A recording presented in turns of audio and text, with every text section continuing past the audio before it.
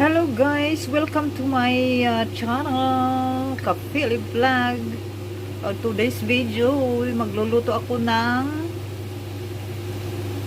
beans with minced pork and corn. Ayan guys, so simple lang. Kaunti lang ang linagay kong pork.